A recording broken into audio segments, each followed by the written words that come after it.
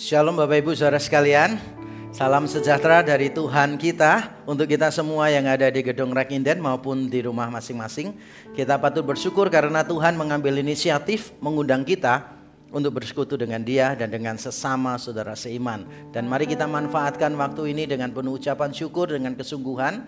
Saya mengundang kita semua untuk bangkit berdiri bersama-sama. Kita akan menyiapkan hati kita, pikiran kita tertuju kepada Allah saja. Mari mengambil saat teduh di hadapan Tuhan.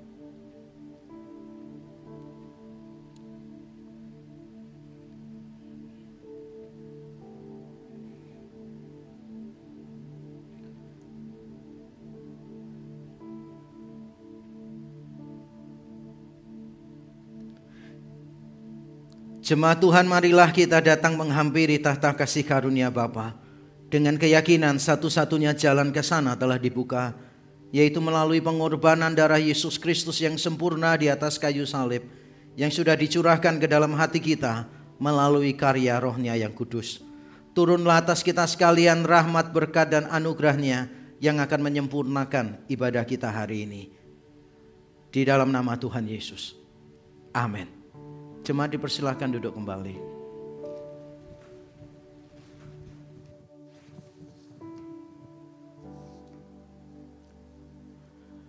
Sebab kasih setiamu lebih baik daripada hidup, bibirku akan memegahkan engkau. Demikianlah aku mau memuji engkau seumur hidupku dan menaikkan tanganku demi namamu. Bapak Ibu Saudara sekalian, begitu besar kasih setia Allah kepada setiap kita. Marilah pada hari ini kita menyiapkan hati kita bersama-sama untuk terus mengingat betapa besar kasih-Nya Allah.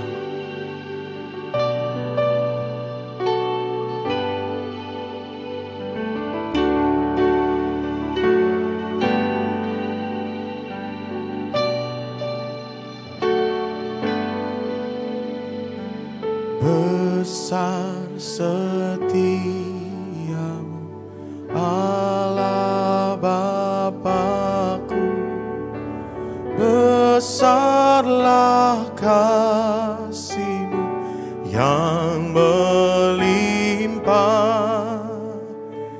tiada kurang dan tidak berubah, sempurna dan tetap selamanya.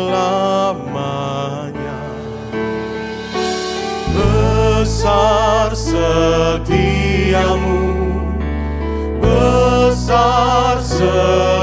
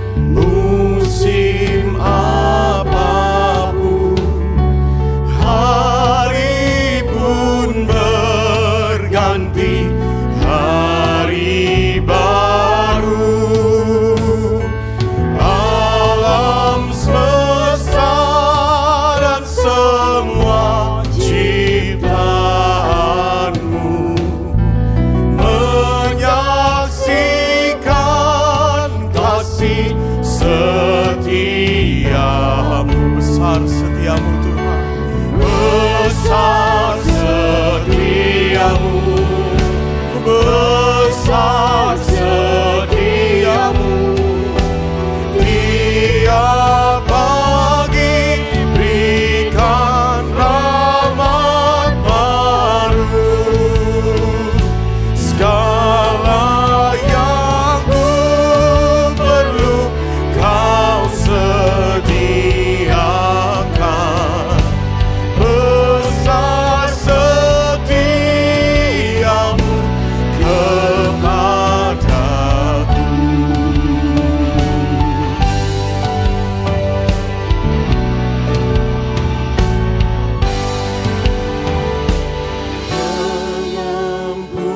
Pengampunan dosa, beri damai kekal. Kau menghibur dan kau menuntunku. Kekuatan dan pengharapan kelak. Kasih setiamu selamanya. Jika kita mengaku dosa kita, maka Ia adalah setia dan adil, sehingga Ia akan mengampuni segala dosa kita dan menyucikan kita dari segala kejahatan. Bapak Ibu Saudara sekalian, kita tahu bahwa begitu besar kasih Allah buat setiap kita. Marilah kita mengambil kesempatan untuk bisa mengakui setiap dosa kita di hadapan Allah. Kembali mengarahkan hati kita kepada Sang Penghibur dan yang menuntun hidup kita. Mari kita mengambil waktu.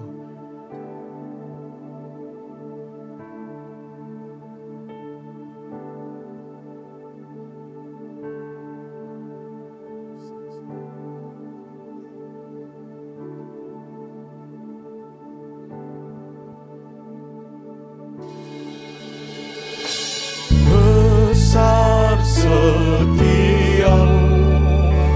besar setiamu.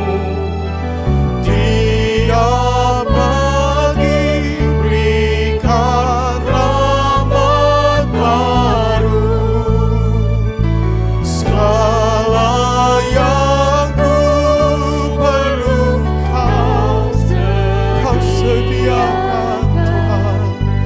Besar setiamu Tuhan. Menyambut pengampunannya, mari kita bersama-sama berdiri dan menyanyikan pujian ini. Besar setiamu, besar setiamu. Tiap pagi berikan rahmat baru.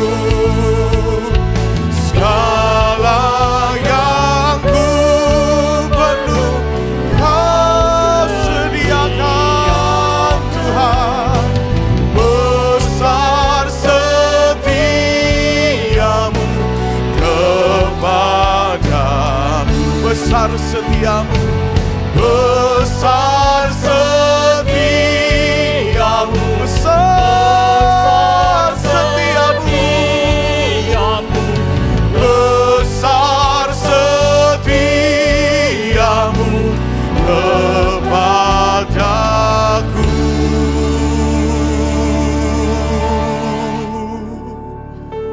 Tuhan, begitu besar kasih setia Tuhan bagi setiap kami. Kami yang menyadari dan kami sungguh bersyukur atas anugerah Tuhan. Jika hari ini Tuhan memberikan kami kesempatan untuk kami bisa mengakui setiap dosa kami di hadapan Allah. Kembali mengarahkan hati kami kepada Tuhan, kepada Allah kami yang menghibur dan menuntun kami. Kami sungguh bersyukur. Pengampunan dosa yang Tuhan berikan kepada setiap kami. Anugerah Tuhan yang nyata yang memberikan damai yang kekal bagi setiap kami. Kami sungguh bersyukur. Terima kasih Tuhan, terima kasih. Kiranya Tuhan yang terus menuntun kami. Sampai di dalam nama Tuhan kami Yesus Kristus, kami berdoa dan mengucap syukur. Amin. Dengan tetap berdiri, mari kita mengikrarkan pengakuan iman Nisea Konstantinopel yang berbunyi demikian. Aku percaya kepada satu Allah, Bapa yang Maha Kuasa, pencipta langit dan bumi, dan segala yang kelihatan dan yang tidak kelihatan, dan kepada satu Tuhan Yesus Kristus, satu-satunya anak Allah yang diperanakkan dari Bapa sebelum alam semesta, Allah dari Allah, terang dari terang, Allah yang sejati dari Allah yang sejati, sehakikat dengan Sang Bapa, oleh siapa segala sesuatu dicipta, yang untuk kita manusia dan untuk keselamatan kita telah turun dari sorga dan diinkarnasikan oleh Roh Kudus dari anak darah Maria dan dijadikan manusia. Ia telah disalibkan juga bagi kita di bawah pemerintahan Pontius Pilatus. Ia menderita dan dikuburkan, dan pada hari ketiga ia bangkit kembali sesuai dengan kitab suci dan naik ke sorga dan duduk di sebelah kanan Bapa. Dan ia akan datang kembali dengan kemuliaan untuk menghakimi orang yang hidup dan yang mati, yang kerajaannya tak akan berakhir. Dan aku percaya kepada Roh Kudus, Tuhan dan pemberi kehidupan, yang keluar dari Bapa dan Anak, yang bersama-sama dengan Bapa dan Anak, disembah dan dimuliakan, yang telah berfirman dengan perantaraan para nabi. Dan aku percaya satu gereja yang am dan rasuli. Aku mengakui satu baptisan untuk pengampunan dosa, dan aku menantikan kebangkitan orang mati dan kehidupan di dunia yang akan datang. Amin. Mari kita menerima petunjuk hidup baru dari Mazmur 86 ayatnya yang kelima. Sebab Engkau ya Tuhan, baik dan suka mengampuni, dan berlimpah kasih setia bagi semua orang yang berseru kepadamu. Sebab kasih setia Tuhan sungguh besar bagi setiap kita. Mari kita bersama-sama bersuka cita, dan kita mau nobatkan Dia, Raja segala raja. Mari kita pujikan pujian ini dengan penuh sukacita. Come on!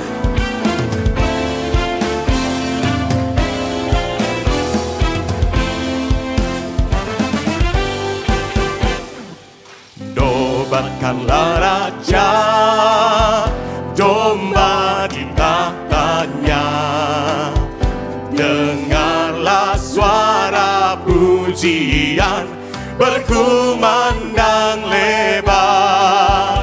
Bangunlah jiwaku, bersorakkan puji Kristus yang mati gantiku selama-lamanya.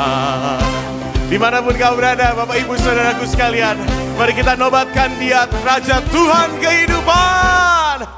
Nobatkanlah Raja, Tuhan kehidupan, yang mengalahkan kuasa maut dan menyelamatkanku. Pujilah padanya, kan segala rahmatnya, dan mati itu menebusku, beri hidup kekalnya.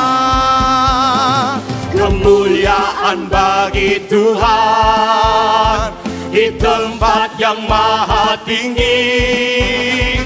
Seluruh bumi akan bersorak bagi anak domba. Kemuliaan bagi Tuhan di tempat yang maha tinggi. Seluruh lidah akan mengaku Yesus Kristuslah Sang Raja. Kaulah Sang Raja.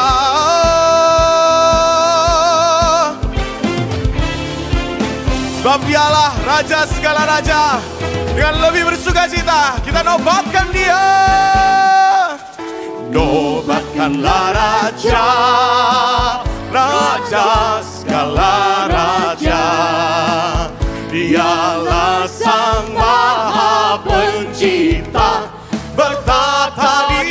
sorga. Puji Dia penebus yang mati bagiku. Puji dan memuliakannya selama-lamanya. Kemuliaan bagi Tuhan di tempat yang maha tinggi. Seluruh bumi akan bersorak bagi Anak Domba. Kemuliaan bagi Tuhan di tempat yang maha tinggi. Seluruh lidah akan mengaku Yesus Kristuslah Sang Raja.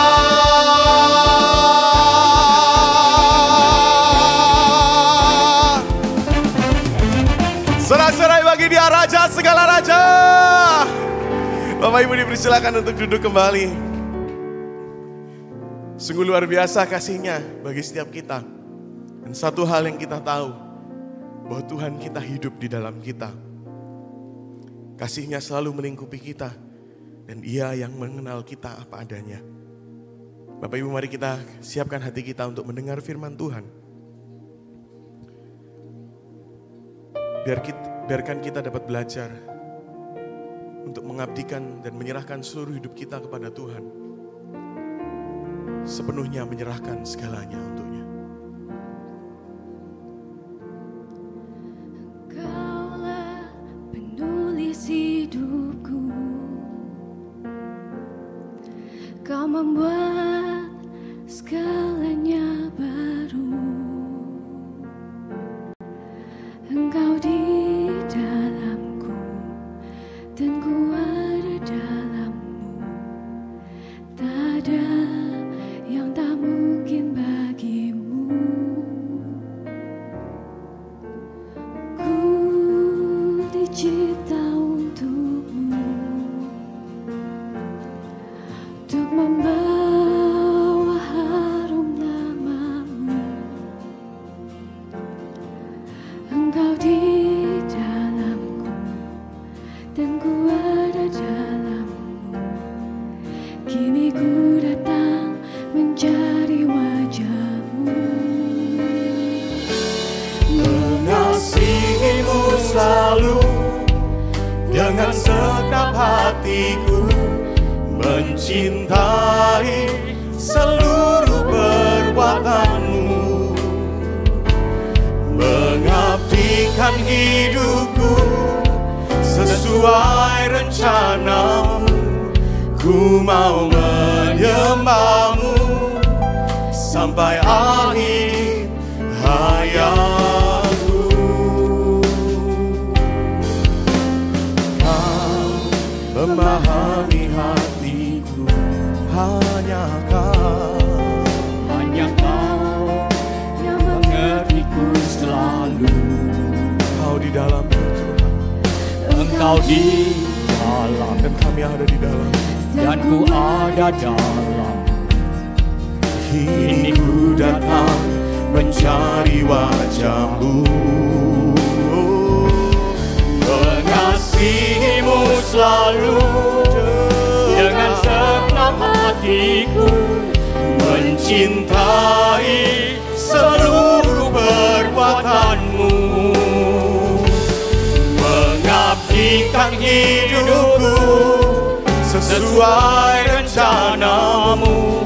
Ku mau menyembahmu sampai akhir. Mari kita menyambut firman Tuhan. Kita bersama-sama berdiri memujikan pujian ini. Mengasihimu selalu Dengan segenap hatiku. Mencintai seluruh perbuatanmu. Oh Tuhan, mengabdikan hidupku sesuai rencanamu. Ku mau menyembahmu sampai akhir hayatku. Sampai akhir Tuhan, sampai akhir hayatku.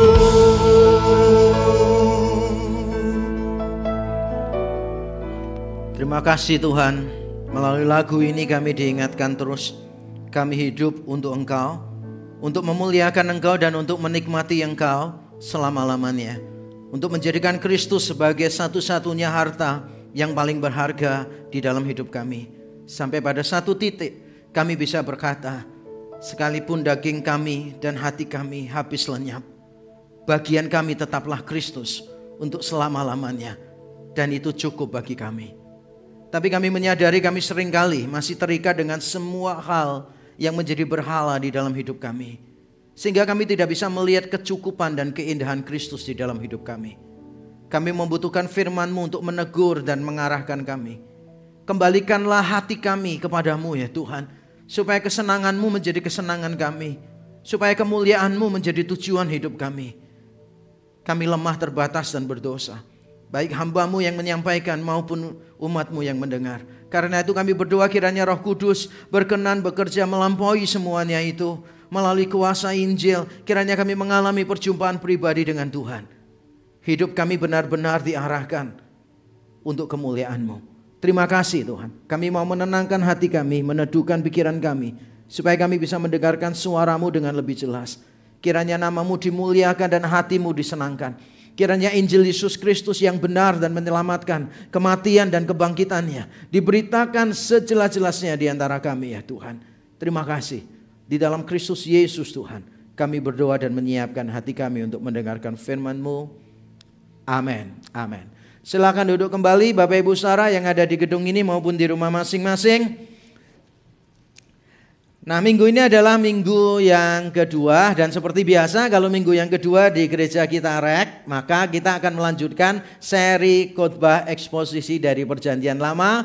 Dan I'm so excited today karena hari ini kita masuk ke pasal yang terakhir. Jadi kitab Amos itu terdiri dari 9 pasal dan kita hari ini masuk di pasal yang ke-9.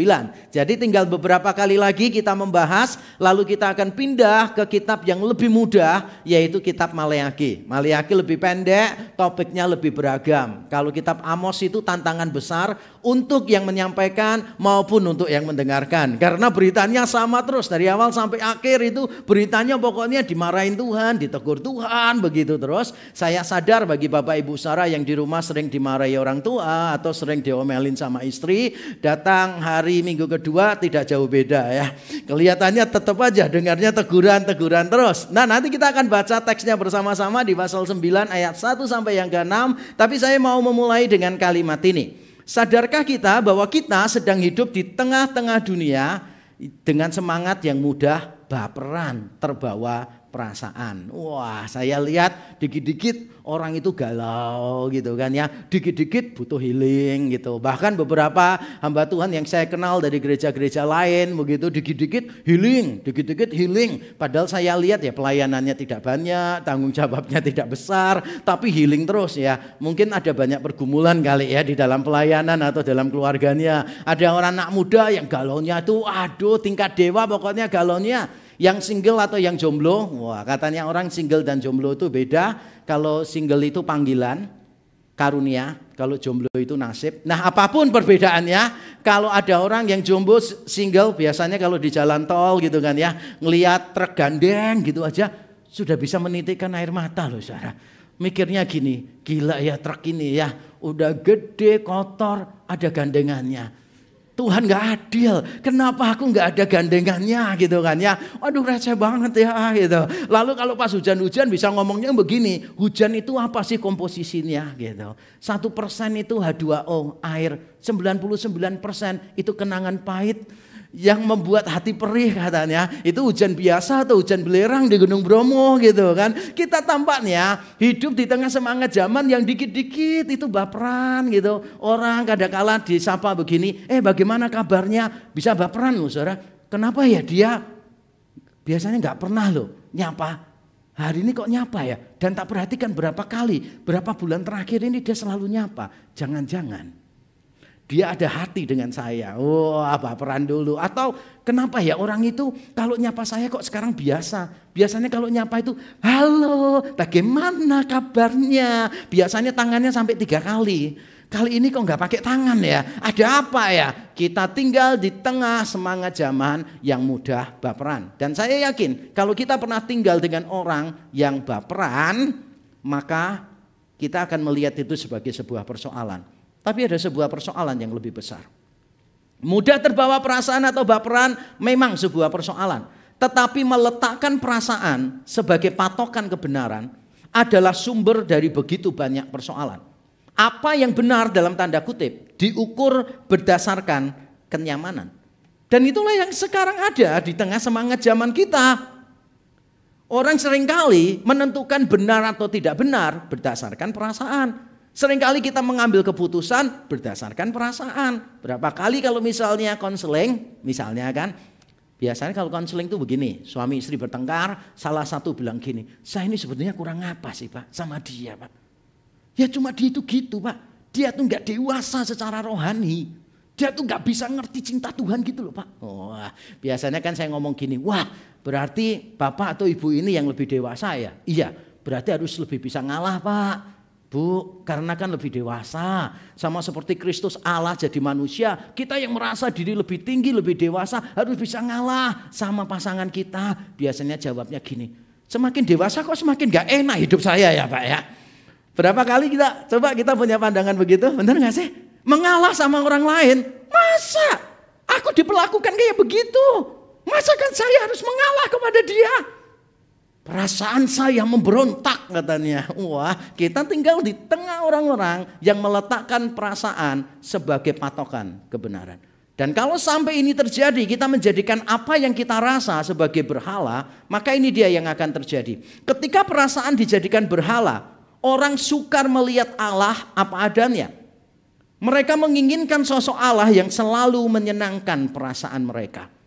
Ada berapa banyak orang coba saudara yang tidak bisa mengenali Allah apa adanya. Atau lebih tepatnya memang mereka sengaja tidak mau mengenal Allah apa adanya. Karena mereka tahu kalau mereka mengenal Allah apa adanya, itu berarti mereka harus berhadapan dengan sesosok pribadi yang mungkin tidak semuanya akan mereka sukai. Coba kita lakukan percobaan yang sederhana di tengah kita. Kalau Bapak Ibu Saudara selama ini mengenal tentang Allah, kira-kira sifat Allah apa yang paling favorit bagi Bapak Ibu Saudara? Kira-kira apa? Allah adalah selalu kasih. Di mana-mana saya tanya selalu kasih. Kenapa Allah adalah kasih menjadi favorit bagi kita? Karena kalau Allah adalah kasih, kita tidak terganggu. Itu menyenangkan kita. Tapi begitu kita bicara Allah adalah kudus, maka itu mengganggu kita. Berarti dia tidak kompromi dengan dosa-dosa kita.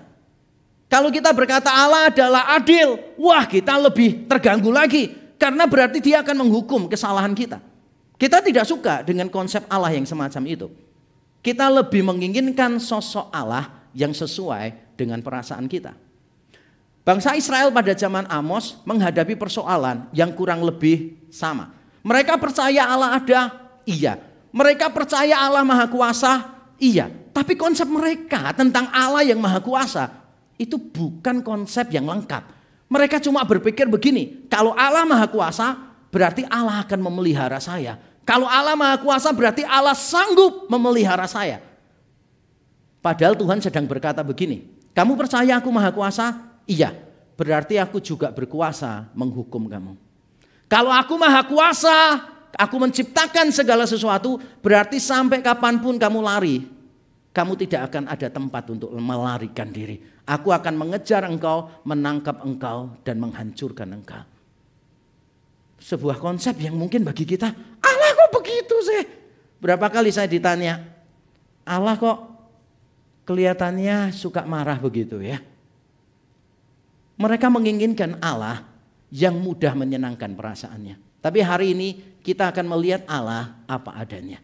Mari kita membaca Amos 9 ayat 1 sampai yang ke-6. Kita akan membaca secara bergantian ya. Yang mudah baperan tolong membaca ayat yang ganjil. Yang tidak baperan, yang tidak punya perasaan sama sekali, ayat yang genap. Silakan ya dari yang baperan dulu. Enggak ada? Luar biasa ya. Sebelum khotbah sudah berhasil ya. Oke, ayat yang ganjil saya bacakan, yang genap Bapak Ibu Saudara baca. Kulihat Tuhan berdiri dekat mezbah dan ia berfirman, pukullah hulu tiang dengan keras sehingga ambang-ambang bergoncang. Dan runtuhkanlah itu ke atas kepala semua orang. Dan sisa-sisa mereka akan kubunuh dengan pedang. Tidak seorang pun dari mereka akan dapat melarikan diri. Dan tidak seorang pun dari mereka akan dapat meluputkan diri. Sekalipun mereka menembus sampai ke dunia orang mati, tanganku akan mengambil mereka dari sana. Sekalipun mereka naik ke langit, aku akan menurunkan mereka dari sana. Sekalipun mereka bersembunyi di puncak gunung Karmel, aku akan mengusut dan mengambil mereka dari sana. Sekalipun mereka menyembunyikan diri terhadap mataku di dasar laut, aku akan memerintahkan ular untuk memagut mereka di sana. Sekalipun mereka berjalan di depan musuhnya sebagai orang tawanan, aku akan memerintahkan pedang untuk membunuh mereka di sana. Aku akan mengarahkan mataku kepada mereka untuk kecelakaan dan bukan untuk keberuntungan mereka. Tuhan Allah semesta alamlah yang menyentuh bumi sehingga bergoyang dan semua penduduknya berkabung dan seluruhnya naik seperti sungai Nil dan surut seperti sungai Mesir. Yang mendirikan anjungnya di langit dan mendasarkan kubahnya di atas bumi. Yang memanggil air laut dan mencurahkannya ke atas permukaan bumi. Tuhan itulah namanya. Amin. Amin. Jangan bosan-bosan dengan kitab Amos. Karena seperti saya bilang, beritanya selalu sama. Yaitu kalau bukan teguran, ancaman hukuman, teguran, ancaman hukuman. Itu yang akan kita temukan terus. Tapi sebagaimana yang saya sudah sampaikan juga dalam khotbah-khotbah yang lalu, tiap kali ada ancaman hukuman yang baru, maka selalu ada hal yang baru lagi yang ditambahkan. Beritanya sama, tetapi cara penyampaiannya berbeda-beda. Jadi seolah-olah kalau Tuhan itu mau menghukum itu dengan 10 cara, maka diberitahukannya itu satu demi satu demi satu. Sehingga pada akhirnya at the end of the book kita bisa mendapatkan big picture, gambaran yang lebih besar kira-kira seperti apa yang akan Allah lakukan kepada bangsa Israel. Nah, bagian yang kita baca tadi, ancaman hukuman tadi, saya memahaminya sebagai sebuah ancaman yang sifatnya klimaks. Ancaman yang paling tinggi. Dan mengapa paling tinggi? Ada beberapa alasan yang akan saya jelaskan nanti. Yang pertama adalah karena ini ancaman yang terakhir. Yang kedua karena tidak ada dialog antara Tuhan dengan Amos di bagian ini. Dan di bagian ini yang dilihat Amos bukan yang lain tetapi Tuhan. Dan saya akan menerangkan 3 alasan ini satu persatu supaya kita lebih paham. Kalau kita membaca kitab Amos pasal 9 pasal yang terakhir dan ancaman hukuman ada di ayat 1 sampai ayat yang keempat. Mungkin kita bingung. Ayat 9 dan 10 juga ada kok peringatan tentang hukuman. Tapi kalau kita baca dengan teliti, justru di sana yang ditekankan bukan penghukuman tetapi pemulihan. Di ayat 9-10 Tuhan berkata begini, tidak semua orang akan kubinasakan, hanya yang terus-menerus berdosa dan Tuhan akan memulihkan umatnya. Jadi penekanannya lebih ke arah pemulihan, bukan penghukuman. Penghukuman terakhir kali disebutkan di ayat 1 sampai yang keempat. Dan di sini tidak ada dialog antara Tuhan dengan Amos. Biasanya kalau Amos mendapatkan penglihatan itu selalu ada dialog. Tuhan berkata begini, Amos, apa yang kamu lihat? Gitu. Pertanyaan Tuhan kadang-kala kalau dipikir-pikir itu agak aneh juga ya. Yang kasih penglihatan siapa? Tuhan. Terus tanya, Amos apa yang kamu lihat gitu kan. Amos tetap taat ya, tetap jawab dia gitu. Luar biasa. Kalau saudara mesti akan geleng-geleng kepala gitu kan ya. Dan gak mau jawab. Karena yang Tuhan sudah kasih, masa Tuhan gak tahu apa yang dilihat. Nah biasanya Amos lihat. Lalu Tuhan jawab Amos. Ada dialog. Bahkan di beberapa penglihatan ketika Tuhan bilang begini, aku akan menghukum bangsa Israel. Amos itu berdoa, Tuhan kasihanlah, Israel gak akan tahan. Keturunan Yakub pasti akan musnah kalau kamu perlakukan begitu. Loh ada dialog. Tapi di pasal 9 tadi tidak ada dialog sama sekali. Dari ayat 1 sampai terakhir Tuhan sendirian yang bicara. Dan ini menunjukkan apa? Kehikmatannya. Seolah-olah semua yang sudah terjadi sekarang Tuhan berdiri dan Tuhan memberikan closing statement yang sangat agung sekali. Bukan cuma itu. Tapi yang dilihat di dalam penglihatan ini adalah Tuhan sendiri. Amos melihat Tuhan berdiri di dekat mezbah. Kalau biasanya enggak. Biasanya itu Tuhan memperlihatkan sesuatu kepada Amos. Misalnya Tuhan memperlihatkan keranjang berisi buah-buahan musim panas. Fokusnya bukan ke Tuhan. Fokusnya pada apa yang Tuhan perlihatkan.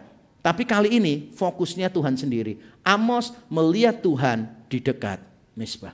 Jadi tidak salah menurut saya kalau saya menamakan ini adalah ancaman yang klimaks.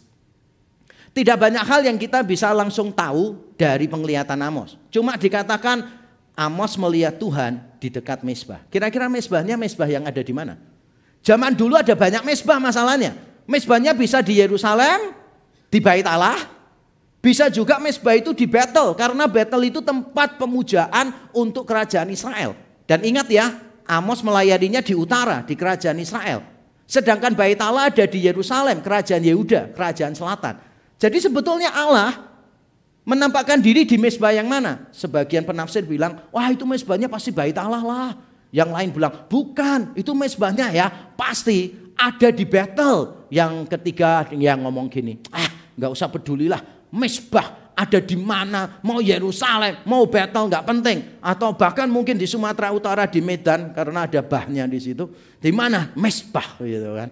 Nggak seberapa lucu sih ya. Tidak peduli, yang penting Tuhan berdiri di dekat mezbah. Nah, tapi kalau saudara penasaran, dan saya tahu saudara itu orang yang selalu penasaran, dan saudara tanya, kalau menurut saya sendiri mezbahnya ada di mana? Nah, saya jawab begini, mezbah yang dimaksud di sini ada di Betel, bukan di Yerusalem. Kenapa? Alasannya dua, saya bacakan dulu, lalu saya terangkan. Alasan yang pertama, karena desain bangunannya itu mengikuti desain Kanaan, tidak cocok dengan Bait Allah di Yerusalem. Lalu yang kedua, karena konteks pembicaraannya memang Allah atas seluruh bumi, bukan Allah atas Yehuda atau Allah atas Israel. Dan saya akan terangkan masing-masing poin ini supaya kita lebih jelas lagi. Jadi begini, kalau kita baca ayat 1 nanti ada kalimat begini. Pukullah hulu tiang sampai ambang-ambangnya bergoncang, lalu semua orang yang ada di dalamnya mati tertimpa bangunan reruntuhan. Ini menarik sekali. Berarti ini menyiratkan kepada kita orang-orang yang sedang beribadah itu beribadahnya di dalam bangunan, bukan di luar bangunan. Nah, kalau kita melihat Bait Allah di Yerusalem, Bait Allah itu terdiri dari 3 bagian kan ya, halaman, setelah itu ruang kudus, lalu ruang maha kudus. Gitu. Makanya ada orang-orang Kristen tuh kalau mimpin pujian kadang-kala agak ngaco ya. Kita ini kan sudah dibawa Kristus dengan darahnya yang sempurna, langsung berjumpa dengan Allah di mana? Menurut kitab Ibrani, di ruang Maha Kudus. Tapi beberapa orang yang mimpin pujian itu tampaknya masih kurang puas dengan karya Kristus gitu kan. Lalu selalu ngomongnya gini, mari saudara kita masuk lebih dalam lagi. Mari kita masuk lebih dalam lagi. Itu kalau lebih dalam lagi, saudara malah keluar dari ruang Maha Kudus. Di halaman belakang, di pekarangannya. Sudah dibawa Kristus, sudah di ruang Maha Kudus, mau lebih dalam lagi. Wah, aneh memang ya. Nah, kalau di Bait Allah itu begini, ada halaman, ada ruang kudus, ini tempatnya para imam. Ruang Maha Kudus tempatnya imam besar. Orang Israel kalau beribadah di halaman. Sehingga seandainya Bait Allah runtuh, mereka akan baik-baik saja. Tapi di sini bangunannya runtuh, mezbahnya runtuh, dan orang-orang itu mati. Berarti ini menggambarkan tempat ibadah versi Kanaan. Versi Kanaan, bukan Bait Allah. Nah, yang lain lagi menurut saya karena konteksnya. Konteksnya itu kalau kita baca ayat 5 dan 6, nanti kita akan lihat juga di sana. Tuhan itu ditampilkan sebagai pencipta langit dan bumi. Tuhan itu ada di mana-mana. Jadi rasanya lebih pas kalau dikatakan Tuhan bukan cuma memerintah atas Yehuda di Yerusalem, tetapi juga Tuhan memerintah di luar Yerusalem. Yaitu di mana? Di Betel, di Israel, di mana saja. Jadi mezbahnya bukan di Yerusalem, tapi di Betel. Tapi bukan itu yang penting sih. Yang lebih penting adalah keseriusan hukuman yang Tuhan tunjukkan di dalam bagian ini. Dan saya akan menerangkan beberapa petunjuk di dalam teks yang membuktikan ancaman ini sangat serius. Langsung saja. Yang pertama, karena seluruh bangunan tempat ibadah hancur dari bawah sampai atas. Ayat 1a dikatakan demikian. Pukullah hulu tiang dengan keras sehingga ambang-ambang bergoncang. Ada yang tahu hulu tiang apa? Dari wajahnya pasti bingung ya. Hulu tiang ini apa? Saya kalau nggak khotbah dari kitab Amos juga mungkin saya tidak akan pernah mendapatkan istilah ini. Hulu tiang gitu. ambang-ambang.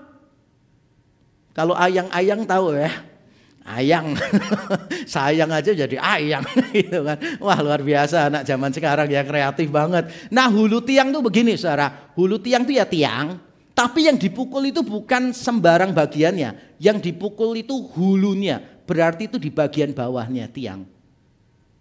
Paham ya?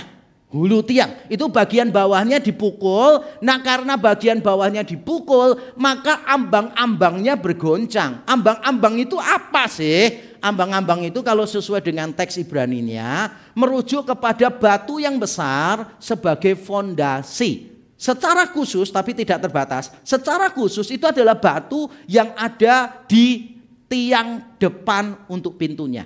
Jadi ada tiang pintu besar, pilar. Nah batu yang di atasnya itulah yang disebut sebagai ambang-ambang. Jadi kalau yang dipukul itu tiang bagian atas, maka yang roboh cuma gentengnya, atapnya. Tapi dasarnya tidak masalah. Dindingnya tidak masalah. Tuhan itu memukul bukan di atasnya, tapi hulu tiangnya dipukul sehingga bergoncang semuanya, runtuh semuanya. Serius enggak? Serius sekali. Yang kedua, yang selamat dari keruntuhan akan mati oleh pedang. Dikatakan begini, sisa-sisa mereka, yaitu yang berhasil selamat dari reruntuhan, akan kubunuh dengan pedang. Tidak seorang pun dari mereka akan dapat melarikan diri, dan tidak seorang pun dari mereka akan dapat meluputkan diri. Secara reruntuhan bangunan itu pasti terjadi secara tiba-tiba. Dan biasanya orang gugup dengan situasi yang semacam itu. Negara kita baru saja berduka minggu lalu, sekitar minggu yang lalu, karena tragedi sepak bola terbesar kedua di dunia, yaitu di Stadion Kanjuruhan. Ratusan orang meninggal dunia. Bagi Bapak Ibu yang tidak menonton televisi atau membaca koran, saya memberitahu ini tragedi terbesar kedua di dalam sejarah sepak bola dunia. Saya bisa paham situasinya. Gas air mata dan ribuan orang kumpul semua, orang panik, ada yang kena masalah pernafasan, ada masalah kesehatan lain, ada yang panik mencari jalan keluar, tapi karena sempit akhirnya diinjak-injak orang dan ratusan orang meninggal dunia. Panik. Nah kalau bangunan itu runtuh, memang kadangkala orang itu mudah panik, terjadi sesuatu mudah panik. Saya ingat suatu ketika saya makan bersama keluarga saya, waktu itu anak saya masih kecil-kecil, bersama tamu, makan di sebuah mall. Nah kalau di mall itu kan bayar dulu terus dapat makanannya. Nah waktu mau makan tiba-tiba teriak orang, kebakaran, dan ratusan orang lari semuanya, lari semua melewati tempat depot yang kami makan itu. Dan orang-orang yang makan bersama kami di depot itu langsung tinggalkan makanannya semua, langsung ikut lari mereka, ratusan orang lari. Kemudian keluarga saya tanya, lari enggak? Saya bilang, jangan, sudah terlanjur saya bayar. Sayang, makan aja. Nanti kalau habis ambil makanan dari meja-meja lain. Ini berkat Tuhan untuk kita. Gitu. Karena saya sudah bayar. Coba kalau saya belum bayar saudara, saya akan bilang lari sambil bawa mangkoknya kan gitu. Saya bilang tenang aja karena kita tidak tahu apa yang terjadi. Jadi saya suruh mereka tetap makan. Lalu saya melakukan perjalanan kontraflow. Jadi ratusan orang ke sini. Saya tuh sengaja ke arah mereka untuk tahu sumber beritanya, sumber masalahnya di mana. Jadi saya jalannya bukan gini. Tapi saya mepet di tembok itu loh. Yang saudara biasa toh mepet di tembok gini. Wah setelah selesai putih semua. Bukan ya, bukan. Itu mall masa putih semua. Ya jadi saya mepet-mepet begini di dinding nih. Wah orang ratusan lewat semua. Wah saya tidak tersenggol sedikit pun. Berarti kurus loh saya itu. Sampai bilang saya gemuk. Lalu setelah saya tahu saya baliknya sama. Jadi orang lari masih tetap tuh ratusan orang lari. Saya masih gini aja. Terus saya kasih tahu keluarga saya tetap makan, tenang-tenang aja. Kenapa? Karena nggak ada kebakaran serius. Itu cuma di depan mallnya ada nama salah satu brand di situ yang lampunya itu terbakar. Jadi belum masuk di mall. Makan aja, yang enak, tenang aja. Nah setelah makan orang kan masih panik-panik gitu kan. Kemudian saya bilang gini, ayo sekarang kita pergi. Sudah habis kok. Mari kita sekarang pergi. Kemudian anak-anak saya tanya, kita arahnya kemana Pak? Ngikut mereka tak? Jangan, papamu ini pemimpin. Mosok ngikut-ngikut orang. Malu dong. Ayo cari jalan yang lain yang sepi. Saya pimpin mereka ke jalan sepi. Nggak ada orang ikut kecuali mereka aja. Itu membuktikan saya seorang pemimpin yang hebat. Nggak ada yang mengikuti. Nah setelah sampai di tempat parkir, saya akhirnya pelan-pelan keluar. Dan orang itu berdesak-desakan kan. Kemudian klakson-klakson semua. Terus gitu. Padahal kan nggak ada gunanya. Saya tenang aja sambil nyanyi. Anak saya tanya, Papa nggak takut? Ngapain Papa takut? Ini loh bukan mobilnya Papa. Bukan ya. Saya sudah memperkirakan, kira-kira itu kan parkir mobilnya di lantai 2. Kalau terjadi apa-apa ya tinggal taruh mobilnya lari aja toh. Udah selesai, cuma 1 lantai, udah beres. Jadi saya suruh keluarga saya tenang. Tapi saya mengerti sih, nggak gampang orang tenang di tengah situasi seperti itu. Nah bayangkan ya, hulu tiangnya dipukul, lalu ambangnya bergoncang, orang semuanya mati. Yang mati itu jumlahnya pasti banyak. Ingat nggak cerita Simpson? Waktu dia buta, dibuat lelucon, terakhir kali Simpson berkata apa? Tuhan beri aku, kembalikan kekuatanku. Aku akan meruntuhkan bangunan ini. Di tengah orang-orang pada waktu itu, orang Filistin sedang berpesta. Dia mencari 2 tiang ini. Lalu setelah dapat, dia runtuhkan tiangnya. Dia mati, semua orang mati. Dan Alkitab mencatat demikian. Jumlah orang yang dibunuh Simpson pada momen itu jauh lebih banyak daripada semua orang Filistin yang dibunuh Simpson selama hidupnya. Berarti jumlahnya itu banyak banget, crowded, pack. Benar-benar orang ada di bangunan itu. Dan Tuhan hancurkan benar-benar bangunannya. Banyak yang mati, sisa-sisanya sempat lari. Tapi begitu mereka lari, Tuhan tetap kejar mereka. Tidak ada satupun yang bisa lolos. Wah serius banget hukuman Tuhan. Dan yang ketiga, mengapa hukuman Tuhan ini terlihat sangat serius? Ini dia petunjuknya. Karena tempat pelarian yang hipotetikal tidak mungkin terjadi, maupun yang real, yang nyata, itu tidak akan berguna. Ada 5 kata sekalipun, lalu diberitahu tempat persembunyiannya. Kita kan biasa hide and seek ya. Hide itu sembunyi, seek itu mencari. Itu bahasa Inggrisnya gitu. Kalau orang Indonesia itu enggak. Namanya peta umpat, bukan peta umpat ya. Kalau saya peta umpat, biasanya kalau sudah ketahuan orang lain, saya mengumpat. Maka peta umpat, sebetulnya enggak, itu namanya peta umpat. Umpat itu bersembunyi, peta itu tempat yang kecil. Dari namanya kok lebih keren hide and seek ya, daripada peta umpat. Kenapa? Karena peta umpat itu tidak selalu permainan.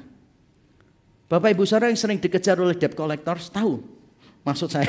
Kita juga melakukan peta umpet tapi tidak hide and seek kan gitu. Nah kita biasanya suka tuh mainan gitu, lari kemana-kemana. Dulu saya juga suka sih lari, sama teman-teman saya di kampung gitu. Dan saya suka bersembunyi di 2 tempat gitu. Saya suka bersembunyi pertama itu di tempat sebelah rumah gedung yang gede begitu, yang katanya banyak orang di situ, angkernya luar biasa dan baunya itu khas itu loh. Kalau orang-orang kampung pasti mengerti maksud saya. Jadi kalau pas lewat ada bau khas apa gitu, langsung ini banyak gendruwonya, ini mesti banyak gendruwonya. Itu sudah kayak cerita-cerita rakyat berkembang di mana-mana. Saya paling suka sembunyi di situ.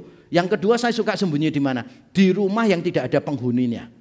Jadi saya biasanya masuk ke rumah itu bersama teman saya, dulu nggak tahu keamanan, nggak tahu rayap dan sebagainya. Pokoknya yang kami tahu adalah naik ke atas sedia batu-batu kecil. Sehingga kalau sampai ada teman yang cari, kita langsung mulai lempar gitu dari atas. Dan tidak mungkin lama mereka, begitu masuk kena batu langsung lari semuanya. Aman banget, tempat bersembunyinya aman. Tapi Amos berkata begini, kamu akan aku hukum. Kamu lari kemana? Oke, mari kita lihat tempat persembunyianmu dan Tuhan mau melakukan apa. Pertama disebutkan gini, sekalipun engkau pergi ke dunia orang mati. Jadi gambarannya itu gini, takut dengan hukuman Tuhan kan. Setelah bangunannya hancur, dia lari selamat, enggak taunya, aduh ada bahaya di depan. Daripada ada bahaya di depan, lebih baik mati aja. Tapi begitu orang ini mati, di dunia orang mati, yang dilakukan Tuhan apa coba? Tuhan turun ke dunia orang mati, bawa kita lagi. Gambarannya tuh kayak gini, tidak semudah itu Ferguson kamu mau mati. Kamu mati, masa orang jahat matinya cuma begitu? Nggak terima aku sama Tuhan, diangkat lagi, dihidupkan lagi. Nih hidup lagi, menderita lagi, dihukum. Mati lagi, Tuhan nggak puas lagi, ambil lagi, dihukum lagi. Loh, gambarannya itu seperti itu loh. Lalu mungkin saudara berkata begini, iyalah salah lah. Ngosok Tuhan datang mau menghukum malah ke bawah. Ya harusnya kalau Tuhan itu dari atas turun ke bawah, kita larinya ke atas. Kan mumpung kosong. Makanya kalimat berikutnya, sekalipun engkau di dunia orang mati, lalu disambung, sekalipun kau naik ke langit. Yang dilakukan Tuhan apa? Tuhan akan menurunkan engkau. Wah, ini bagus kalau dalam bahasa Ibraninya, bukan Tuhan akan menjatuhkan ya. Kalau Tuhan akan menjatuhkan, berarti posisi Tuhan di atas atau di bawah? Di atas, Tuhan menjatuhkan. Tidak loh. Tuhan akan menurunkan. Jadi gambarannya begini, Tuhan dari atas sudah turun nih, siap-siap mau menghukum kan. Orangnya mikir gini, waduh Tuhannya datang nih, lebih baik kita ke rumahnya dia nih, kosong nih, naik gitu kan. Begitu saudara naik, Tuhan kejar sampai di atas, pegang kakinya saudara diturunin. Tidak semudah itu Ferguson. Aku tetap akan menghukum kamu. Loh gitu. Itu tempat-tempat yang pengandaian, hipotetikal. Tapi berikutnya tempat yang real, yaitu sekalipun engkau bersembunyi di Gunung Karmel. Wah, mengapa disebutnya Gunung Karmel ya? Karena pada waktu itu Gunung Karmel itu terkenal sebagai tempat persembunyian yang paling aman. Kita ingat cerita di dalam Alkitab ketika Ahab dan istrinya yang jahat Isabel itu. Kalau saya baca biasanya bukan Isabel tapi Isabel. Nah, istrinya Isabel ini saudara akan membunuh nabi-nabi Tuhan. Lalu yang dilakukan Obadya adalah begini. Mereka menyembunyikan 100 nabi Tuhan dengan aman. Tidak ada yang tahu. Disembunyikannya di mana? Di Gunung Karmel. Kenapa Gunung Karmel aman? Karena pepohonannya sangat lebat dan banyak goa ada di sana. Maka Obadya taruh 50 orang di goa sini, 50 orang ke goa sana. Pokoknya pasti aman. Tapi Tuhan bilang gini, kamu mau lari kemana? Tempat yang paling aman di bumi, Gunung Karmel. Kamu bersembunyi di sana. Aku akan mengejar kamu ke sana. Tetap Tuhan kejar. Wah, berikutnya ini yang menarik. Sekalipun engkau pergi ke dasar samudera. Saudara pasti kan berharap gini. Tuhan akan menyelam untuk mengangkat engkau ke atas. Bukan gitu. Kalau itu kan mudah ditebak. Tuhan enggak. Tuhan bilang gini, sekalipun engkau pergi ke dasar lautan, jauh dari mataku, aku akan mengutus ular, monster laut maksudnya, untuk memagut engkau. Loh, Tuhan itu kalau kita naik, Tuhan ikut naik, turun. Kita turun, Tuhan ikut turun, bawa kita naik. Begitu ada di dasar laut, Tuhan tidak menyelam. Makanya kalau saudara nggak bisa renang, saudara itu alkitabiah banget. Tuhan nggak mau nyelam loh, Tuhan nggak mau renang ke situ gitu kan. Loh harusnya kan gitu tuh ya. Kalau orang turun Tuhan ikut turun narik gitu kan ya. Orang naik ke langit Tuhan naik diturunkan. Loh kalau di dasar laut kan harusnya Tuhan nyelam dong. Enggak selalu gitu. Makanya Tuhan itu ucapannya kreatif banget. Dia kirim ular memagut kita mati. Padahal menurut orang kuno dulu dasar laut itu great mystery. Rahasia yang besar. Tidak ada orang yang bisa tahu tempat itu. Tapi tetap Tuhan akan kejar. Yang terakhir ini yang menurut saya klimaksnya. Sekalipun engkau pergi sebagai tawanan di negeri orang. Loh berarti kan sudah dihukum sama Tuhan nih. Kalah peperangan. Sudah jadi tawanan di negeri orang. Tuhan bilang gini. Murkaku tidak akan berhenti. Tuhan akan kejar terus sampai ke sana. Jadi kemana kita mau pergi? Kita nggak bisa pergi dari hadapan Tuhan. Kita nggak bisa pergi dari hadapan Tuhan. Nggak bisa pergi. Kita pergi kemana Tuhan akan kejar kita. Dan di sini dikatakan begini. Aku akan mengarahkan mataku kepada mereka untuk kecelakaan dan bukan untuk keberuntungan mereka. Tuhan itu sudah mengarahkan matanya kepada kita. Nah menurut saya ini frasa yang menarik sih. Saya coba cari tahu frasa ini dalam bahasa Ibraninya muncul di mana saja dan ternyata muncul di beberapa tempat. Misalnya Kejadian 44, Yeremia 24 dan setiap kali dikatakan Tuhan mengarahkan matanya itu berarti positif.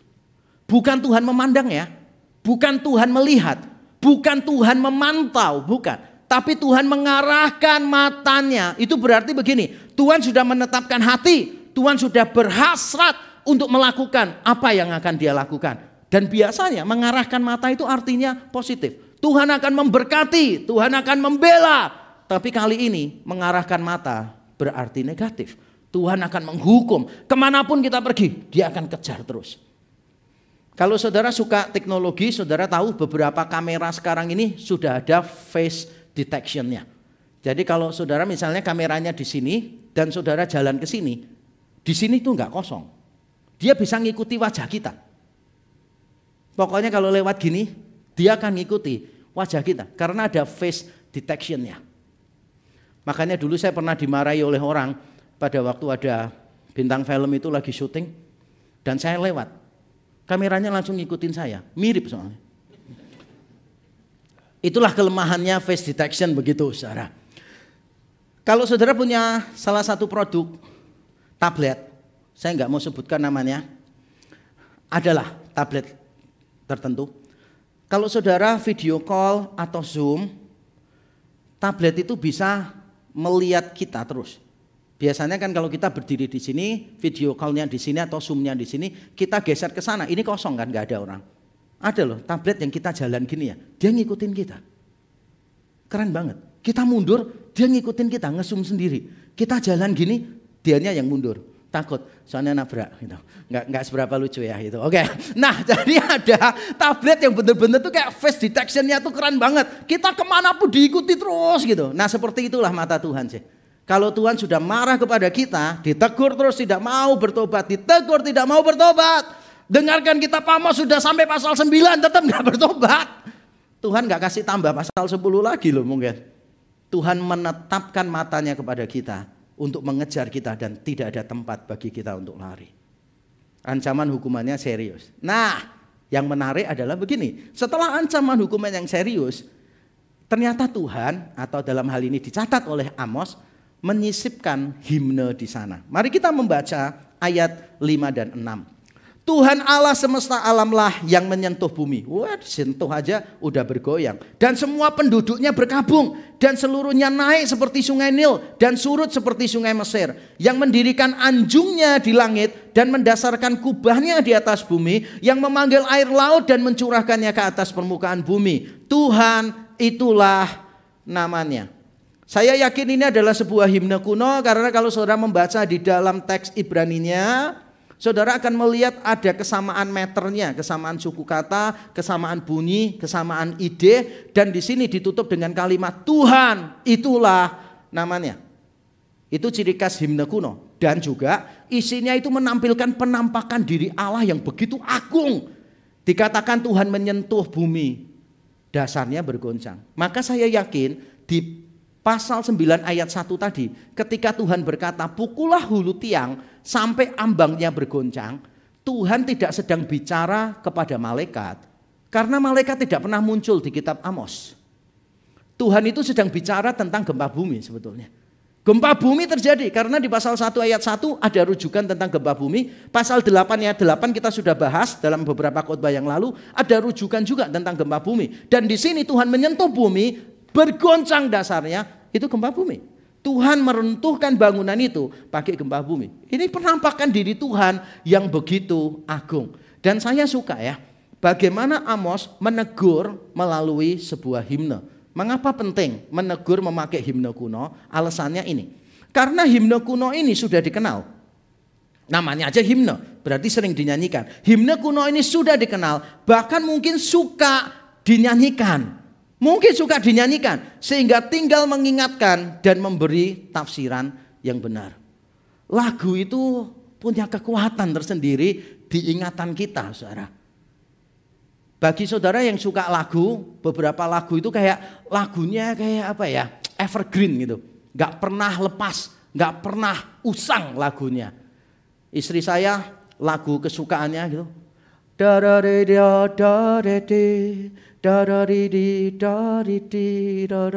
Yang usianya di atas 40 pasti tahu maksud saya. Lagunya itu liriknya adalah I wanna grow old with you. Aku ingin sama-sama tua bersamamu. I wanna die in your arm. Aku mau mati di dalam pelukanmu. Jadi istri saya berapa kali ngomong, Pak, aku kepengen loh Pak, mati itu kayak lagu ini. Saya bilang, kamu mati aja bisa nakutin suamimu. Apa enggak trauma coba mati di dalam pelukan itu? Saya enggak bisa bayangkan saudara ya. Pas mati di pelukan loh. Mati tanpa pelukan aja sudah trauma banget itu kan. Susah itu, kehilangan yang besar. Apalagi mati di dalam pelukan gitu kan. Wah, ada beberapa lagu itu benar-benar berkesan. Saya suka beberapa lagu, dengan istri saya sudah tahu lah. Beberapa orang tahu. Pokoknya kalau lagu ini anak-anak saya selalu bilang, lagunya papa mama ini gitu kan. Nah tapi kalau pasangan saudara itu tidak suka lagu, jangan dipaksa untuk romantis ya. Karena ceritanya bisa berbeda. Ada seorang istri komplain terus sama suaminya. Pak, kamu tuh kok gak romantis sih Pak? Suami-suami lain loh Pak, nyanyiin lagu apa, pasti punya kayak lagu tertentu gitu loh Pak. Yang nyenangkan merayu istrinya gitu loh. Kamu coba pikirin lagu. Gak bisa aku, coba pikirin satu lagu lah, biar aku seneng gitu lah. Lalu suaminya mulai nyanyi, karena dia gak tahu banyak lagu. Dia cuma tahu satu lagu ini. Lalu dia lihat istrinya dan dia nyanyi. Kau tampak tua dan lelah, keringat mengucur deras. Yang usianya di atas 40 tahun tahu ya. Ini lagunya Ebit G.A.D. Itu satu-satunya penyanyi yang bisa terkenal dengan mengandalkan 3 kunci. G, A, dan D. Padahal ada C, D, E, F, G, A, B, C ya. Dia cuma mengandalkan 3 kunci dan bisa terkenal ya. Receh banget ya hari ini ya. Banyak yang crispy. Nah saudara begini. Kalau himne itu kan berarti orang sudah kenal semua. Jadi enak. Orangnya sudah kenal, mungkin seneng nyanyikan. Makanya tugasnya Amos itu tinggal begini loh.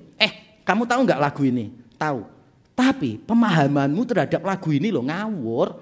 Kamu percaya nggak Tuhan itu dahsyat? Oh ya percaya Tuhan itu dahsyat. Amos berkata begini, kalau Tuhan itu dahsyat, berarti kalau dia menghukum juga dahsyat dong. Kamu sadar Tuhan itu penguasa alam semesta, menciptakan langit dan bumi, sadar nggak? Amin, haleluya. Berarti nggak ada tempat kamu bisa lari, kemanapun kamu pergi, dunia nyata, dunia imajinasi, tetap Tuhan akan kejar kamu ke sana. Tapi seringkali ya kita nyanyi tanpa berimajinasi masalahnya. Puji-pujian itu lewat begitu saja tanpa kita resapi maknanya seperti apa. Dan saya ingin mengingatkan kita, puji-pujian bukan sekadar pengantar kepada firman Tuhan, melainkan berisi firman Tuhan. Berapa banyak di gereja-gereja memandang puji-pujian, momen kita menyanyi, itu momen yang tidak penting sama sekali. Yang penting adalah firman Tuhannya.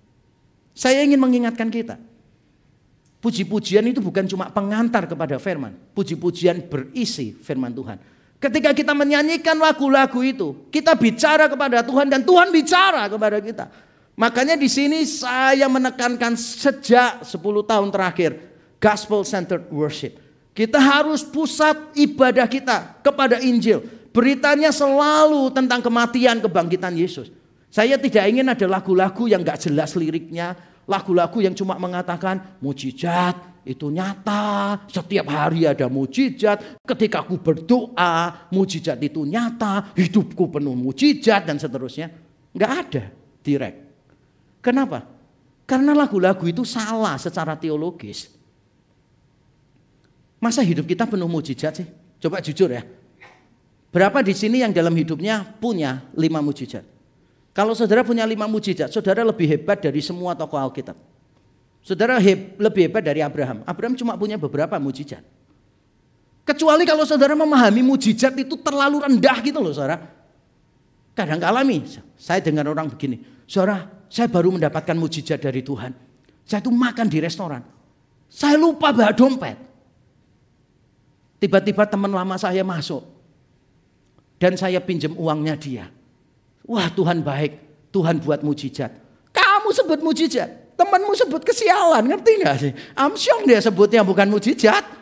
Kadang-kadang kita tuh kayak memahami mujizatnya terlalu rendah gitu loh.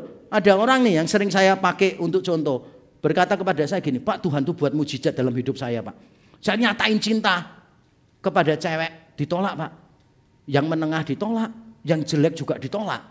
Akhirnya saya pikir gini, daripada ditolak terus, mending nembak yang cantik sekalian.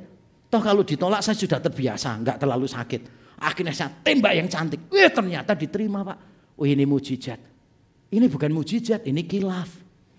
Kita kadang kala punya konsep mujizat itu kayak rendah banget gitu loh saudara. Nah kalau kita memahami mujizat itu sesuatu yang melampaui hukum alam, yang benar-benar spektakuler. Saya yakin hidup kita nggak banyak mujizat loh. Dan nggak apa-apa, hidup tanpa mujizat itu nggak apa-apa. Pertobatan kita itu loh, hal yang paling luar biasa di dalam hidup kita. Hidup saya nggak banyak mujizat, tapi Tuhan selalu pelihara saya dengan nyata. Makanya kita harus hati-hati memilih lagu. Dan dengarkan ini. Yang mengagumi kedahsyatan Allah dalam pemeliharaan, seharusnya juga menghormati kedahsyatannya dalam penghukuman. Allah menggunakan kuasa yang sama untuk keduanya. Kita seringkali bicara tentang Allah yang berkuasa. Tapi konsep kita loh terbalik. Saya berapa kali khotbah di gereja-gereja tertentu yang suka mengundang saya, walaupun teologinya beda begitu, tapi mereka suka mengundang saya. Saya tidak tahu mereka suka ajaran saya atau mereka suka lelucon saya. Nah saya biasanya kalau khotbah di gereja-gereja gitu saya tanya gini, saudara percaya Allah kita itu dahsyat, tidak ada yang Allah tidak bisa lakukan, amin. Wah amin, tepuk tangan semua. Lalu saya tambahkan gini, kalau Allah berkuasa seperti yang saudara percaya, maka dia juga berkuasa untuk tidak menunjukkan kuasanya. Kalau dia selalu menunjukkan kuasanya, apalagi kalau saudara berkata, kita punya iman, Tuhan gak punya pilihan. Allahmu bukan Allah yang berkuasa. Allahmu Allah yang lemah, yang selalu menuruti keinginanmu. Sorry, Allah saya bukan seperti itu. Allah saya mengatur hidup saya. Saya ngikutin dia, bukan Allah ngikuti mau saya. Kalau Allah berkuasa, berarti dia berkuasa dong untuk tidak menunjukkan kuasanya. Masuk akal gak sih? Tapi berapa banyak kita pikirannya sempit. Kalau Allah berkuasa berarti dia berkuasa untuk menolong saya. Titik. Tidak. Kalau dia berkuasa, maka dia juga berkuasa untuk menghukum kita. Kalau dia dahsyat ketika menolong kita, dia juga bisa dahsyat ketika menghukum kita. Dan saya ingin kita paham ini dengan baik. Hari ini Tuhan bicara dengan keras kepada kita. Dan yang terakhir, saya mau tutup khotbah saya dengan kalimat ini. Keseriusan hukuman Allah telah ditunjukkan secara sempurna di Bukit Golgota. Bapak memalingkan muka dari anaknya. Kalau tadi kita mendengarkan ancaman hukumannya dan saudara gemetar, saudara takut. Wow, Allah serius banget sih. Dan saudara mulai ketakutan dengan hidupmu. Maka seharusnya engkau sangat bersukacita dengan berita ini. Karena ancaman hukuman Allah yang paling sempurna dinyatakan di Bukit Golgota. Ketika Yesus berteriak, Eli, Eli, lama sabachthani. Allahku, Allahku, mengapa engkau meninggalkan aku? Begitu besar dosa kita yang ditanggung di atas pundaknya. Sampai bapaknya memalingkan muka dari anaknya. Sebesar itu pula Allah mengasihi kita. Makanya sekarang kita harus bertobat. Bukan karena kita takut dihukum. Bertobat bukan karena kita takut dikejar Allah dan gak ada tempat lagi untuk lari. Kita bertobat karena kita sadar kita telah dibayar dengan harga yang mahal. Kita memberi diri kepada Kristus karena dia lebih dulu memberi dirinya kepada kita. Kita mengasihi Kristus karena dia lebih dulu mengasihi kita. Dan salah satu bentuk kasih kita adalah bertobat dan kembali kepadanya. Mari kembali. Mari kembali. Jangan jalan terus menuju dosamu. Karena siapa tahu tidak ada anugerah yang kedua yang Tuhan sediakan bagi kita. Kalau hari ini hatimu digentarkan oleh firman Tuhan, ayo datang kepada Tuhan, bertobat di depan salibnya. Mari kita tunduk kepala, kita berdoa.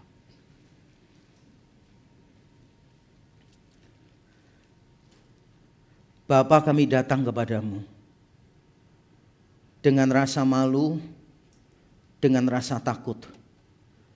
Karena kami adalah para pendosa yang besar, yang keras kepala, yang tegar tengkuk. Baik hamba-Mu yang menyampaikan, maupun umat-Mu yang mendengar, kami semua adalah orang-orang yang bebal. Yang seringkali tidak mau mendengar teguran Tuhan. Tapi pada saat yang sama kami datang dengan rasa syukur. Karena kami tahu rasa malu dan rasa takut kami sudah diambil oleh Kristus. Keduanya sudah direngkuh oleh Kristus di atas kayu salib. Dia menanggung rasa malu. Dia menanggung rasa takut. Supaya kami bisa datang kepadamu bertobat bukan karena takut, tapi karena mengasihi Engkau yang lebih dulu mengasihi kami.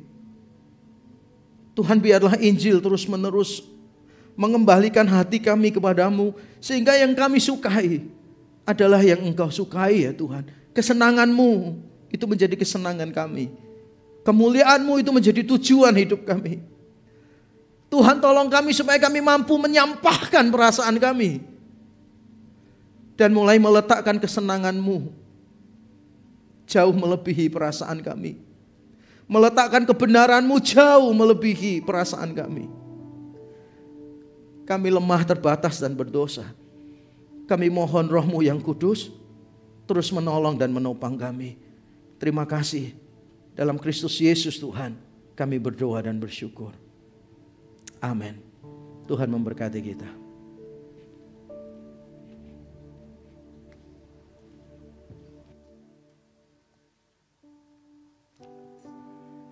Tiba saatnya untuk kita memberikan persembahan.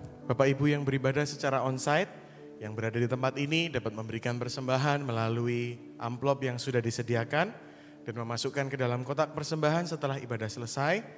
Dan Bapak Ibu yang beribadah secara online dapat memberikan persembahan melalui transfer ke rekening yang sudah tertera di layar Bapak Ibu ataupun juga melalui QRIS. 1 Tawarikh 16 ayat yang ke-29. Berilah kepada Tuhan kemuliaan namanya, bawalah persembahan dan masuklah menghadap Dia, sujudlah menyembah kepada Tuhan dengan berhiaskan kekudusan. Mari kita bersama-sama akan menyaksikan Warta Jemaat minggu ini. Shalom, welcome to Reform Exodus Community. This is our church, this is our home. Kami ucapkan selamat datang bagi Anda yang baru bergabung hari ini. Jika Anda ingin lebih mengenal REX, silahkan dapat menghubungi nomor berikut ini. Mari dukung pembelian tanah untuk SMP SMA Exodus Sorong. Diperlukan dana sebesar 350 juta. Silahkan transfer dukungan Anda ke nomor rekening misi berikut ini.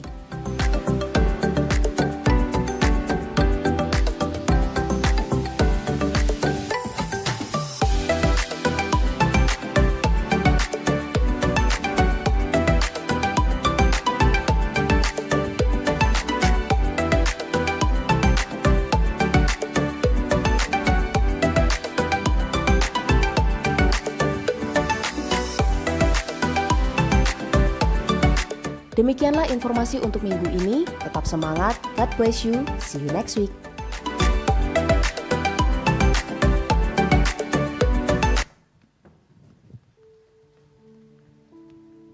Saudara sekalian, saya mengundang kita untuk bangkit berdiri bersama-sama. Kita akan menyerahkan persembahan kita ke dalam tangan Tuhan dan juga beberapa pokok doa syafaat kita. Bapa di surga, kami bersyukur kami mendapatkan kesempatan untuk memberikan persembahan. Kami memberi bukan supaya diberkati, kami memberi karena sudah diberkati. Kami memberi bukan supaya Tuhan tambah mencintai kami, karena kami tahu Tuhan sudah mencintai kami dengan sempurna. Kayu salib adalah buktinya. Kami memberi karena kami sadar hidup kami adalah karena anugerah. Engkau yang memberi kami kemampuan untuk mendapatkan persembahan ini. Engkau yang memberi kami kemauan sehingga kami bisa memberikannya. Dan Tuhan juga memberikan kesempatan sehingga kami bisa mengumpulkannya saat ini. Kiranya Tuhan disenangkan dengan persembahan kami. Tolonglah para pengurus hamba Tuhan yang akan mengelola keuangan ini, sehingga setiap rupiah tidak akan terbuang dengan percuma. Tuhan tolonglah supaya gereja ini semakin bertanggung jawab di dalam segala sesuatu, termasuk di dalam pengelolaan keuangan. Terima kasih ya Tuhan. Kami ingin menyerahkan ya Tuhan untuk beberapa pokok doa syafaat kami. Kami ingin menyerahkan untuk kondisi Indonesia. Kami bersyukur masa transisi dari pandemi menjadi endemi. Dan beberapa saat ke depan ini mungkin Bapak Presiden Jokowi akan mengumumkan kami bebas dari pandemi, tidak lagi terikat dengan berbagai macam prokes yang ketat. Tapi kami berdoa kiranya Tuhan menolong setiap masyarakat Indonesia supaya mereka bisa menjaga diri dengan baik, tetap menjalankan prokes bukan karena kewajiban, tapi karena kesadaran. Tetap menjaga diri sendiri sehat supaya tidak menularkan kepada orang lain. tahu menjaga diri ketika dalam keadaan yang tidak enak badan. Tolong kami terutama anak-anak Tuhan supaya kami tidak egois dengan kesehatan orang lain. Begitu kami merasa tidak enak badan, Tuhan dorong kami untuk menjalankan semua prokes yang ada. Supaya kami tidak mendatangkan malapetaka bagi orang lain. Kami mendoakan untuk setiap hamba-hamba Tuhan yang melayani di Indonesia secara khusus di gerejamu di sini. Kami berdoa kiranya Tuhan menolong para hamba Tuhan, para pelayan, para pengurus. Supaya mereka diberikan kesehatan yang ekstra, kekuatan yang cukup untuk melayani semua jemaatmu di tempat ini. Terima kasih ya Tuhan. Kami terus menyerahkan untuk para korban tragedi Kanjuruhan ke dalam tangan Tuhan. Kami berdoa untuk anggota keluarga mereka. Di momen-momen yang sangat menyedihkan ini, kata-kata mungkin tidak akan banyak berguna. Tapi kami ingin membawa setiap keluarga ke dalam tangan Tuhan. Di tengah situasi yang buruk, kami percaya Tuhan sedang mengerjakan sesuatu. Kami tidak bisa melihat itu. Tapi Tuhan sedang mengerjakan sesuatu. Kiranya melalui peristiwa ini, bangsa Indonesia benar-benar berbenah diri ya Tuhan. Supaya tidak menimbulkan kecelakaan dan hilangnya korban jiwa yang lebih besar di kemudian hari. Tuhan tolonglah supaya semua pihak yang terkait bisa belajar banyak dari tragedi ini. Terima kasih ya Tuhan. Kami terus menyerahkan bangsa dan negara kami ke dalam tangan Tuhan. Akhir tahun ini diprediksi ekonomi tidak akan membaik dan tahun depan akan jauh lebih buruk. Kami berdoa untuk target pertumbuhan ekonomi pemerintah yang sudah ditetapkan sekitar 6%. Kami berdoa kiranya Tuhan menolong target yang optimis ini. Supaya semua bisa berlangsung dengan baik. Semua krisis global yang sedang terjadi kiranya Tuhan juga campur tangan. Supaya krisis energi, krisis finansial, krisis keamanan, semuanya bisa teratasi dengan baik. Terima kasih ya Tuhan. Kami bersyukur untuk ibadah ini kiranya Engkau benar-benar disenangkan dengan semua yang kami lakukan. Di dalam Kristus Yesus kami berdoa dan bersyukur. Amin. Mari kita memuji Tuhan kita untuk menutup ibadah kita, doksologi.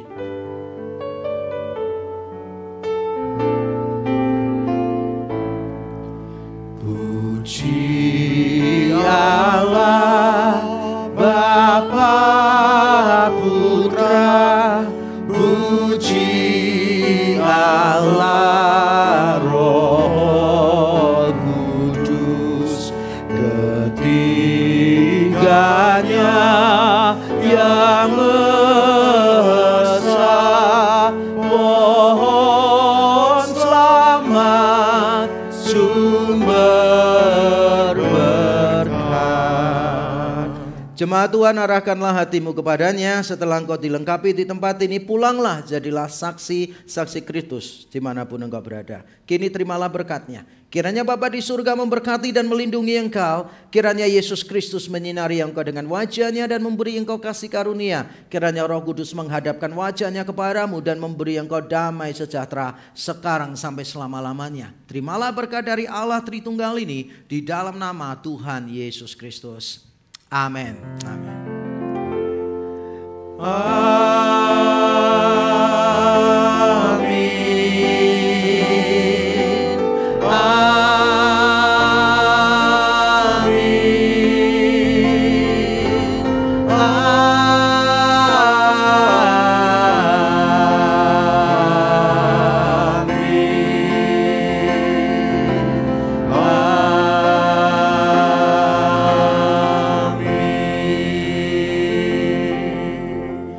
Dipersilakan duduk kembali mengambil saat teduh.